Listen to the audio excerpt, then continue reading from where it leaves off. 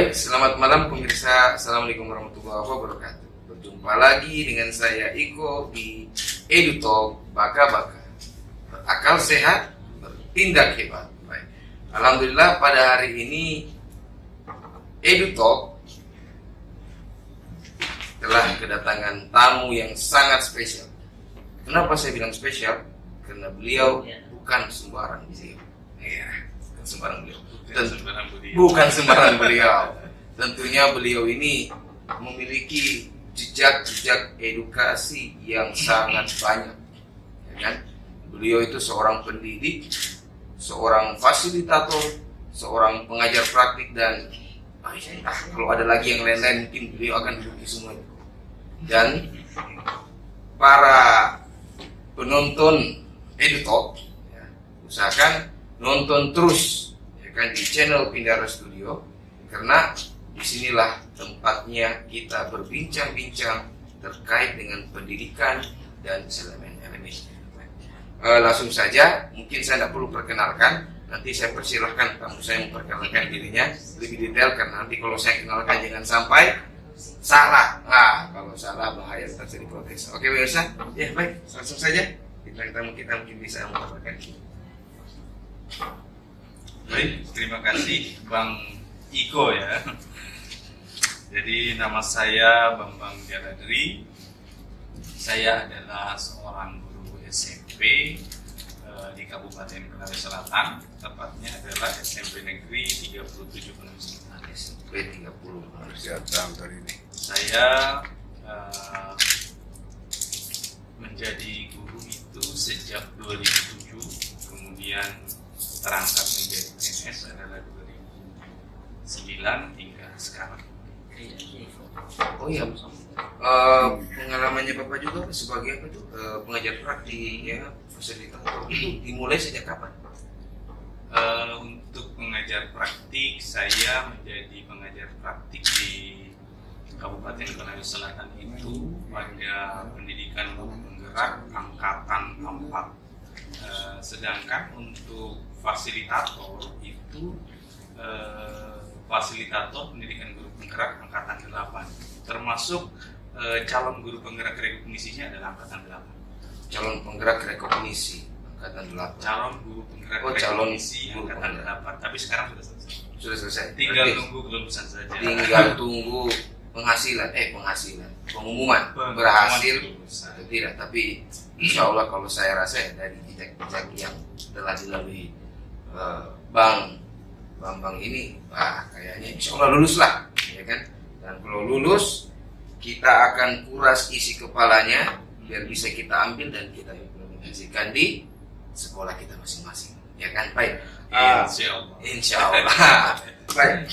Langsung saja ini Bang. Ini kan podcast. Ini bukan podcast. Ya ini semacam podcast lah. Tapi kita bahasakan dengan EduTalk. Jadi kita EduTalk.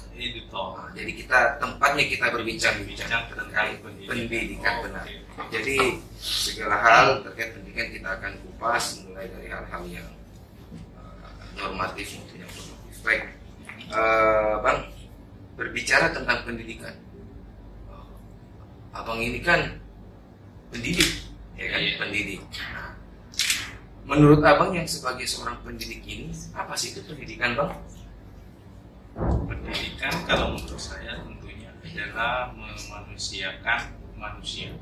Proses memanusiakan manusia. Proses memanusiakan manusia.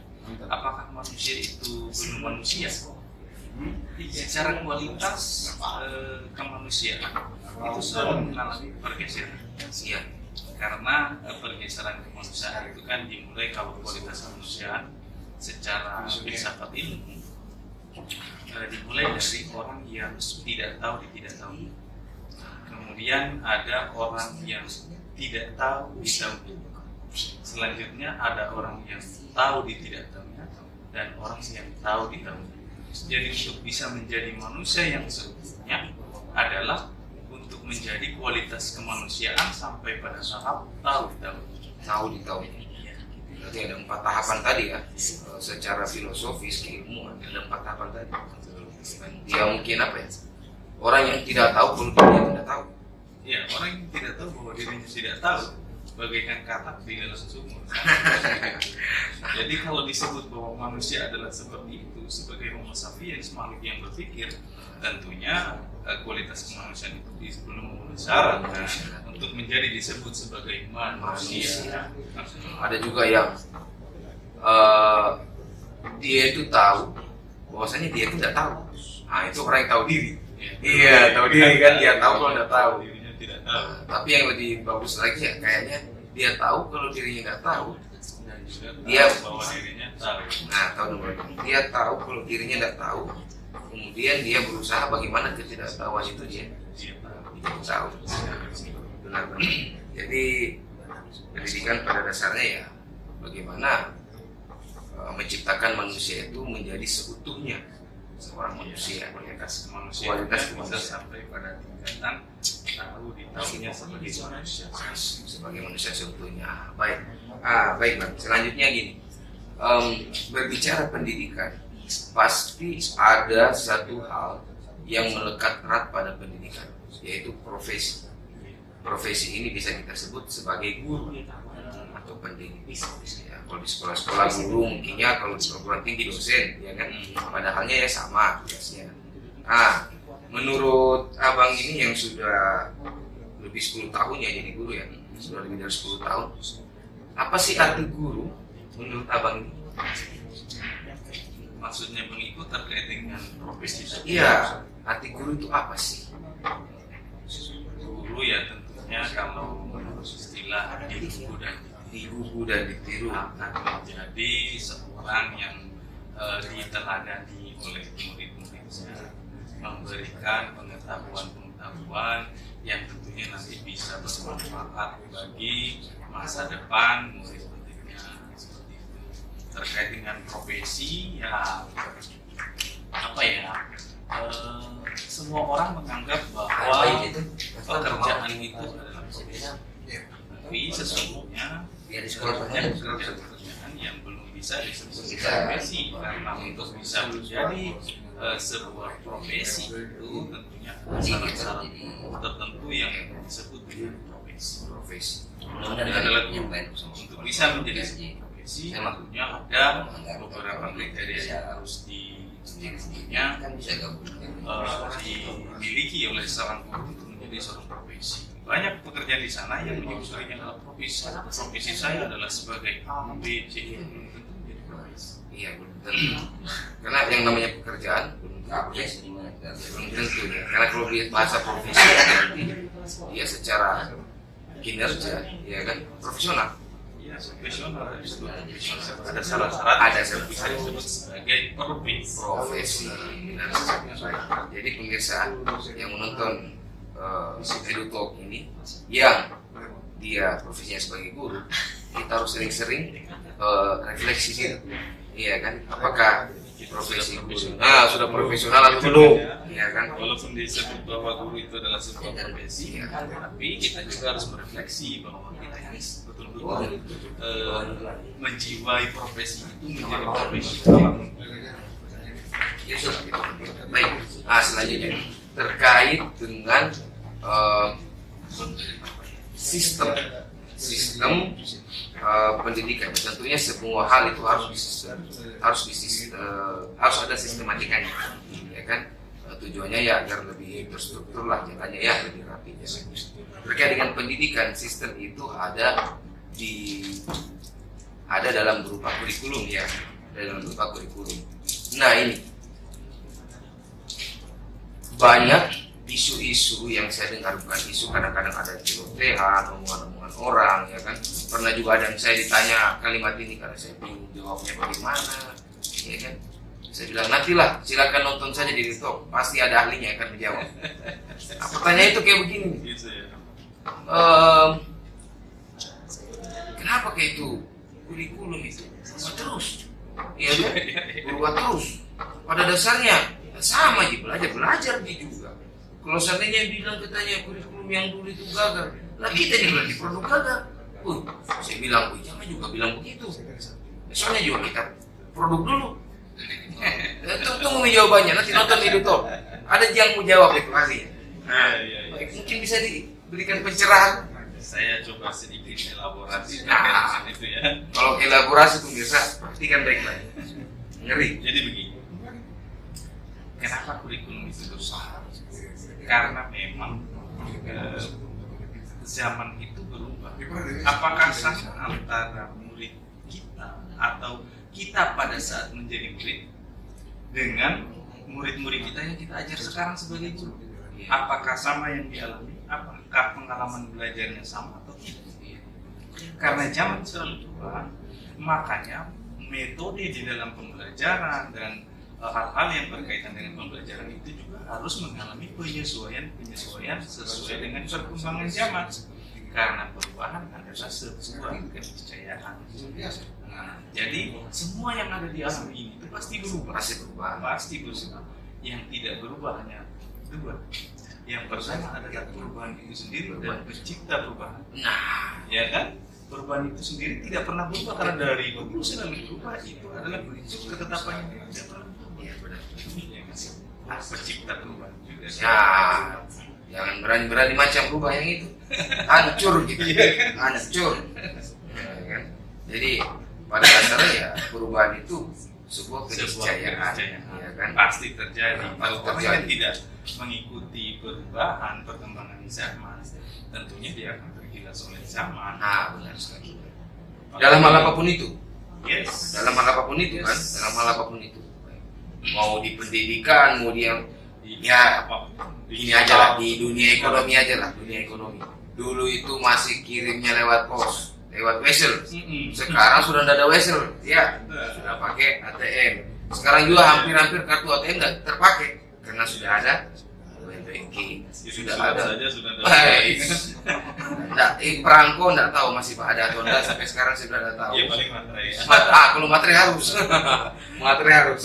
Nah, dulu materai 3.000, sekarang dipakai 6.000 udah dipakai lagi 10.000. Iya. Jadi ada terus yang berubah karena keniscayaan. Baik. Itu adalah sebuah keniscayaan. Jadi pemirsa yang pernah bertanya-tanya dalam hati ataupun kepada saya terjawab oleh ahlinya. Jadi seperti yang dijelaskan tadi, kita tidak bisa menolak sebuah perubahan. Tapi pada dasarnya ya bagaimana perubahan itu kita sikapi juga ya. Karena kalau kita tidak sikapi dengan baik ya, perubahan itu justru akan mengarahkan kita pada yang buruk kalau bisa. Jadi ya seperti itu. Baik, Bang. Selanjutnya nih Bang, terkait dengan kita kembali lagi ya, terkait dengan guru dulu, terkait dengan guru. Ini kan guru kan profesi yang sangat mulia, tapi gimana ya? Ini entah pemandangan saya atau banyak juga mungkin orang yang bilang bahwasanya guru itu profesi yang mungkin tidak terlalu diperhitungkan ya dibanding profesi-profesi lain, iya kan? Misalkan ini bukan saya mengucilkan salah satu hal atau salah satu pihak. Misalkan dokter nih, ya dokter ya kan, atau tidak dokter aja lah yang lebih ngeri dokter. Itu kalau disandingkan dengan guru, wah jauh sekali kayaknya ya. Dari sisi tertentu. Segi prestisinya. Ya, dari segi prestisi ya, ada sisi tertentu. Kemudian bisa kita lihat juga dari perguruan tinggi. Itu orang kalau mau masuk, Nah, kuliah di FKIP, iya, jadi guru gitu ya. Kalau kuliah mau daftar di FKIP kayaknya gampang dibanding mau tes masuk di fakultas kedokteran kayak gitu. Oh iya. Nah itu kan mulai dari dasarnya saja sudah menggambarkan ke depannya iya kan. Ya, jadi kadang-kadang biayanya juga masuk, ngerinya minta ampun, iya kan? Ya kalau saya nggak mampu, nggak tahu yang lain-lain. Ya. Baik, nah itu bagaimana cara menepis pemikiran-pemikiran atau tanggapan-tanggapan seperti itu? Terkadang guru ini tidak bangga karena memang mungkin bawaan dari dulu menganggap prestisi guru itu dianggap sebagai sebuah profesi yang kurang dihargai di masyarakat, atau mungkin juga dulu dari tingkat kesejahteraannya di mana guru itu rata-rata miskin, maka muncullah lagu Umar Bakrinya itu kan Umar Bakri kayak begitu. Nah maka muncullah juga idiom-idiom pahlawan tanpa tanda jasa. Ya kan, seperti itu. Padahal sekarang seharusnya guru sudah harus bersyukur, di mana melalui perjuangan dari organisasi profesi, guru sekarang sudah ada sertifikasi, ya kan. Nah, jadi tingkat kesejahteraan guru itu sebenarnya sudah mulai naik, ya kan. Jadi jangan lagi merasa bahwa guru uji. Apakah guru adalah sebuah pekerjaan mulia? Wah, ya, mulia. Mau masuk surga enggak? Wah, mau masuk surga jelas. Kalau mau masuk surga, Amal jariahnya salah satu pekerjaan yang memungkinkan untuk masuk surga adalah guru. transfer ilmu kan? Iya. Ilmu yang bermanfaat. Jadi jangan lama lagi bahwa saya adalah seorang guru. Iya. Guru adalah pekerjaan mulia. Apalagi kurang mulia. Pahala dapat, gaji dapat, Iya. jangan dapat. Iya kan? Nama baik. Nama baik. Nama baik juga dapat. Sekarang prestise ya. Guru sudah, bahkan banyak loh yang iri dengan guru. Banyak juga. Iya, banyak. Dia bilang, iya guru, pada Sertinya. Iya kan? Iya. Padahal dulu bahas siapa yang mau jadi guru? Dengar FKIP. FKIP. Ya, termasuk saya. Sama ya. Dulu sempat ya, sampai Iya. ternyata ya kita harus bersyukur bahwa kita digariskan oleh Tuhan untuk menjadi sosok musuh. Iya. Ya, kita harus bersyukur dan itu adalah sebuah profesi yang saya kira. Ah, jadi kita patut berbangga diri ya teman-teman editor, karena guru itu ya bukan sembarang profesi. Saya pernah ambilkan permisalan. Kalau dokter itu dia berusaha bagaimana menyembuhkan orang yang sakit. Nah, guru itu bagaimana mereka berusaha agar orang itu tidak sakit. Iya kan? Kalau saya rasa dua-duanya pekerjaan yang mulia karena terkait dengan kemanusiaan. Tapi kalau dari sisi mental ya guru yang kena. Guru kan psikolog juga, iya kan. Merangkap, dia pedagog, dia psikolog, ya. Dan ini ada juga istilah guru itu bukan hanya di sekolah, guru juga di luar. Karena kalau dipanggil masyarakat, Pak Guru, dipanggil sama orang masyarakat sekitar, Pak Guru, pasti nilai-nilai keguruan kita ya. Nggak bisa hilang. Sebagai seorang guru sebenarnya hal yang juga membuat saya bangga salah satunya kalau misalnya saya ketemu siswa saya yang sudah berhasil, betapa bangga ketemu di jalan, jadi polisi kan, begitu kan, Polisi orang saya angkatnya Pak Guru. pengalaman ini berapa kali ya, saya pengalaman ketemu dengan pegawai pajak lagi mencoba untuk apa namanya pelaporan pajak, memang masih kantor pajak kita cium tangan bangga ya ini dengan baik. Ketemu di bank kebetulan tidak punya materai kan ketemu materai yang 6.000 itu kan sudah tidak dijual, tinggalnya 10.000. Nah, mencari materai nasional di mana? Iya, susah. Ini apa namanya? Fakta integritas itu karena pernah ditandatangani dengan materai nasional. Iya, bisa.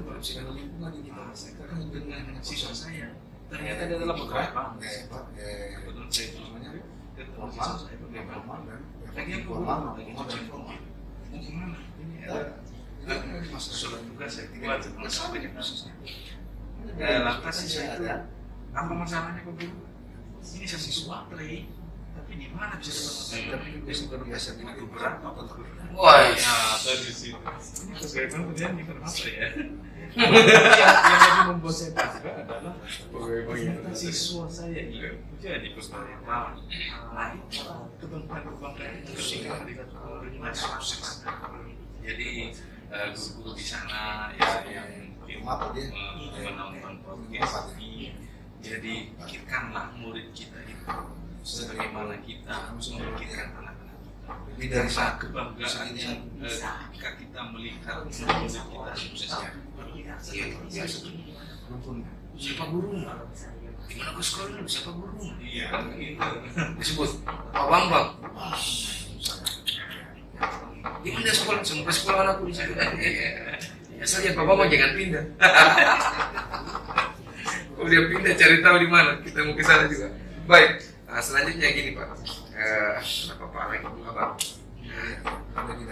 Terkait kita sudah bicara atau kita sudah bahas pendidikan, kita sudah bahas guru, nilai-nilai dan lain sebagainya. Nah, sekarang kita bicara tentang program-program yang ada di pendidikan, di dunia pendidikan khususnya di negara kita, ya kan? Kita kan pada dasarnya telah banyak belajar ya, bagaimana perjalanan pendidikan mulai dari kurikulumnya, sistem dan lain sebagainya dari negara-negara di luar.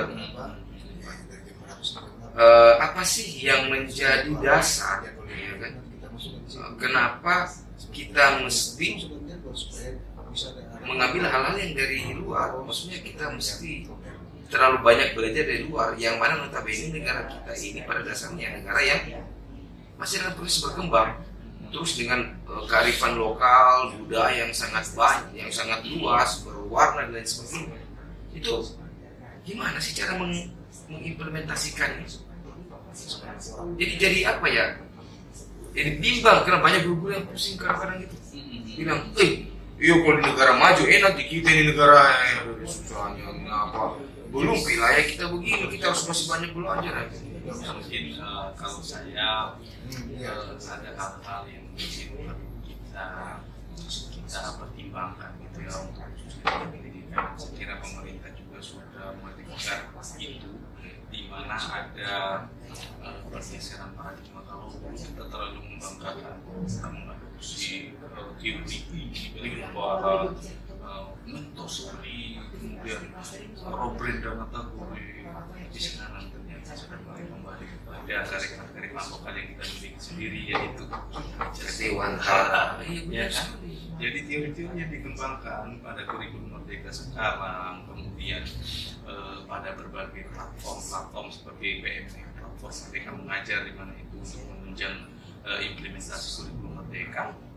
Materi-materi yang dikembangkan di situ sudah mengacu kepada filosofi yang dikembangkan oleh Piaget dan Dewantara, dan itu adalah nilai-nilai yang bersumber dari nilai-nilai budaya Indonesia sendiri, tidak memproduksi dari. Bukan berarti bahwa tidak melihat dari luar, tapi semuanya itu diambil dan kemudian dirangkum menjadi konsep yang diciptakan oleh Piaget dan Dewantara, semuanya teori konvergensi. Teori konvergensi. Tetap ya Diambil dari luar, tetapi membuat sebuah teori sendiri dengan tidak kehilangan kepribadian yang Indonesia. Jadi apapun nilai-nilai yang dari luar, sebaik apapun, seindah apapun, tetap ada filterisasi ya. Harus ada filternya. Karena ini juga masalahnya, budaya itu adalah pengaruh yang sangat besar untuk merubah sesuatu, ya kan, budaya. Ya, contohnya saja, budaya baca itu sekarang itu hampir, ya, saya bilang budaya baca itu hampir bisa dibilang hampir punah sih. Karena anak-anak sekarang itu kalau dikasih buku, mending disuruh beli pakai data. Lari-larinya apa? Main game online dan sebagainya. Nah ini kan game online itu kan ya gimana sih saya bilang? Itu kan bisa kita dapatkan atau kita kenalkan dari luar. Itu hal itu sebenarnya yang sangat mengganggu sih. Ada sangat mengganggu juga bagi anak-anak didik kita, karena budaya literasi berkurang karena itu. Menurut saya, jadi anak-anak malas masuk perpus sekarang. Jadi apa sih kiat-kiat itu anak-anak biar game online itu bisa dikurang-kurangin, anak-anak lebih anak-anak masuk perpus lah, baca apa dan sebagainya. Ya, menurut saya juga secara pribadi perkembangan teknologi yang demikian masif, bahkan kalau saya bilang sudah spill over itu harus disikapi dengan bijak, karena kita tidak melarang bahwa teknologi yang kita paham sana itu akan, tetapi jangan sampai hal-hal seperti game online dan seterusnya. Kalau misalnya dia belajar bagaimana membuat gamenya, mungkin bagus. Itu bagus. Dimana dia bisa membuat sebuah perusahaan nantinya yang kemudian membuat game kan, menghasilkan. Tapi kalau memainkan game dan menghasilkan uang, berapa persen orang yang sukses dari memainkan game dan menghasilkan uang dibandingkan dengan orang yang rusak kesehatannya gara-gara game? Berapa perbandingannya? Oleh karena kalau saya yang berkaitan dengan game jangan terus digalakkan. Karena memang membuat siswa saya tidak masuk berhari-hari gara-gara game Free Fire. Itu 1 minggu loh deh kamu. Saya cari di rumahnya, kemudian saya panggil, dan saya tanya, ternyata permainan game Free Fire ngantuk main sampai jam 3 tidak pernah kecanduan betul. Kasih saya lakukan coaching, kemudian saya berikan masukan. Akhirnya siswa itu bisa melakukan perubahan sikap.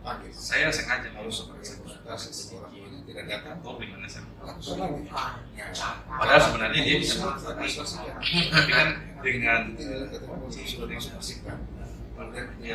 memberikan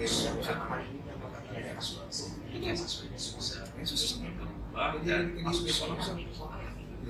Jadi memang pentingnya guru untuk bagaimana dia bisa dekat dengan siswanya bahkan di luar sekolah.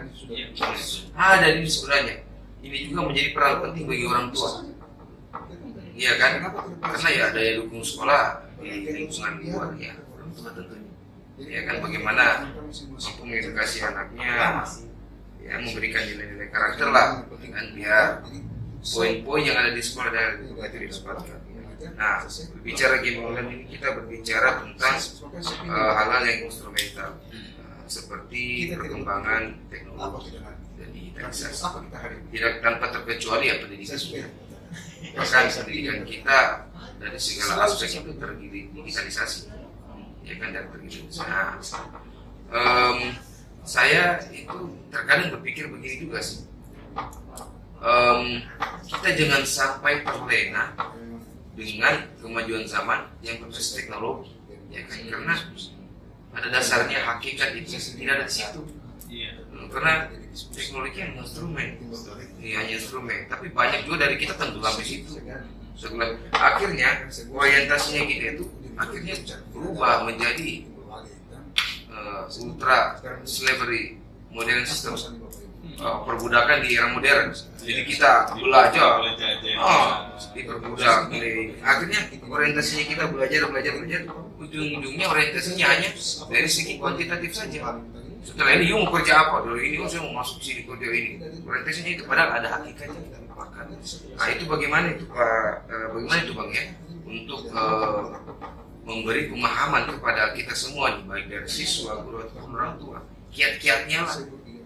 Ya sebenarnya kalau disikapi secara bijak, kemudian kita bisa mengarahkan seorang anak itu ya di dalam memasarkan gadgetnya, karena seperti tadi Bang bilang sudah baca buku, Iya benar. dan menurut standar di Indonesia ini tingkat bacanya cukup, tingkat literasinya ya cukup rendah gitu ya. Jadi saya kira memang kita harus melakukan gadget karena tidak bisa dihindari. Iya benar, nggak bisa dihindari. Oleh karenanya hanya bagaimana secara bijak menyikapi ini. Misalnya banyak bacaan yang bisa kita ambil dari situs. Jangan ya ebook dan seterusnya. Kalau dulu kan perpustakaan, sekarang ada perpustakaan digital, jadi bisa kita manfaatkan itu. Jadi tapi itu juga harus kerjasama tapi juga dengan orang tua. Itu pengawasan sekitar besar dari masa itu seorang anak itu ada di orang tua Dan di rumah. sedangkan di sekolah hanya berapa persen Iya.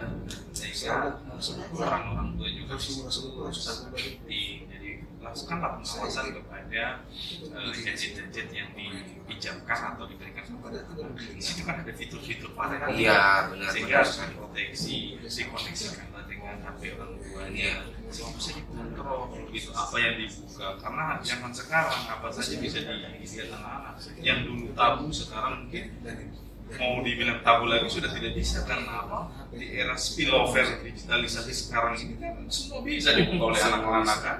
Akses terbuka luas. Bisa. Akses terbuka luas. Berarti ya dengan adanya hal ini pemirsa ya, nah, ini yang saya dapat poin. Kreatif itu bukan hanya pada diri anak, tapi guru dan orang tua harus lebih kreatif daripada anak tersebut. Iya kan? harus lebih kreatif. Digitalisasi loh sekarang semuanya ya kan. Jadi harus kreatif lah. Nah, kreativitas itu mungkin bagi orang tua dipakai untuk memprotes, seperti yang dibilang Bang Bambang tadi, ya kan. Nah ini hal terakhir. Begini bos, saya tidak mau bertanya. Saya pengen abang ini memberikan satu pesan kesan, testimoni, satu statement yang sangat baik sebagai pesan untuk pendidikan secara umum, khususnya bagi dunia pendidikan yang ada di wilayah Kabupaten Konawe Selatan yang penting kita lah, bagaimana kita, intinya dari kalimatnya kita itu bisa saya ambil, bisa kami dapatkan quotes yang bisa tertanam di benak kita menjadi dasar kita untuk berbuat di pendidikan baik. Ini agak berat ini. Oh memang saya selalu tanya yang berat-berat, ya yang berat-berat, karena bukan orang ringan nih, orang berat. Ada timbangan, coba guru timbangan, tolong kita timbang dulu. Oke, silakan. Ini agak susah nih kalau bikin apa ya?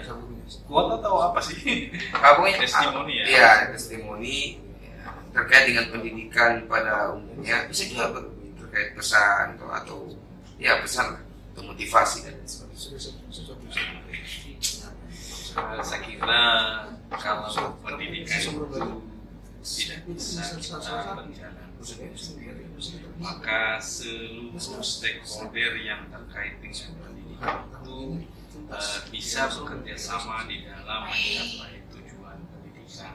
Apakah gurunya, apakah juga pengawas sekolah, kepala sekolah, tenaga pendidikan, sampai kepada dinas. Saya lihat ini pihak dinas sudah betul-betul memperhatikan terkait dengan bagaimana peningkatan kompetensi guru, karena banyak sekali kegiatan-kegiatan yang luar biasa dilaksanakan, contohnya seperti reaksi, di mana guru diundang gitu ya dalam apresiasi karena telah mengikuti PMM tuntas sampai sekian bulan. Kegiatan ini mendapatkan materi-materi dari pemateri yang luar biasa tadi pun kita sudah saksikan, seperti ada OJI yang adalah pengurusan prestasi, dan harapan nantinya bahwa pendidikan itu hasilnya peningkatan kompetensi guru tidak hanya sampai pada gurunya, tetapi orientasi terakhir kepada murid. Jadi jangan sampai kegiatan-kegiatan yang dilaksanakan itu hanya sampai pada peningkatan kompetensi guru, tapi tidak menghasilkan peningkatan pada hasil belajar. Jadi harapan kedepannya seperti baik pemirsa ya. Jadi pendidikan itu adalah tanggung jawab bersama ya, pada dasarnya. Poin-poin yang dikatakan abang tadi, pendidikan itu tanggung jawab bersama ya. Tidak mesti guru saja di sekolah, semua stakeholder harus terlibat ya kan. Jadi itulah pemirsa, sedikit bincang-bincang kita dengan abang ini. Sebenarnya saya pengen kupas tuntas lama-lama sih, sampai 2 jam, tapi kayaknya bukan EduTalk lagi judulnya kalau itu. EduTalk ada batasnya, itu gibah. Nah, gibah tuh kacau itu. Kalau gibah tuh, yang kasihan sebenarnya satu pemirsa, kalau banyak atau panjang, editornya wah, keram. Editornya itu keram. Jadi kita ini kalau bilang kalian enak saja baka-baka. Ya memang judulnya baka-baka. Akhirnya editornya sampai di kamar kan, ya dia mau motong di mana renderingnya. Jadi begitu pemirsa ya. Jadi demikianlah EduTalk kita pada hari ini, pada kesempatan ini. Dan saya ucapkan terima kasih kepada Bang ini. Terima kasih banyak, ini telah menuangkan ilmunya banyak untuk kita. Dan pemirsa ya, silakan ditonton terus channel Bidara Studio. Dan jangan lupa, jangan cuma nonton, tapi Simbolnya Bidara Studio gimana? Ada nggak sebelumnya? kita belum bikin ini. Nanti guru ya. Nanti kita bikin ini. Nanti terakhir harus supaya bagaimana simbol. Harus bikin simbol. Nanti kita diskusi, oke? Tapi yang penting ini pemirsa, jangan lupa like, komen, Subraker ya. Kalau Anda like, komen dan Subraker, kami Pindara Studio, kru-kru kami semua di Pindara Studio akan doakan semua pemirsa sehat walafiat, lancar rezekinya. Oke? Ini bukan kita ini kesan bukan minta-minta, tapi berharap. Oke pemirsa, demikian EduTalk kita pada kesempatan hari ini. Terima kasih banyak bintang tamu kita yang telah memberikan kita banyak ilmunya dan kita telah kuras kepalanya. Oh iya, bagi yang mau cari tahu tentang beliau atau mungkin mau langsung berhubungan dengan beliau, nanti kami tuliskan di deskripsi, ada di bawah sini di bawah HP-nya, di bawah kolom. Oh, di bawah kolom ya, kan di bawah sini nanti ada akun Instagramnya, ada TikToknya, ada FB-nya, pegiat sosial media gitu. Ada semua nanti di deskripsi ya. Nah, baik, cukup sekian. Sampai jumpa di EduTalk selanjutnya. Ciao ciao. Can't seem to get out, but something deep inside won't let me quit. I swear that I'm inspired.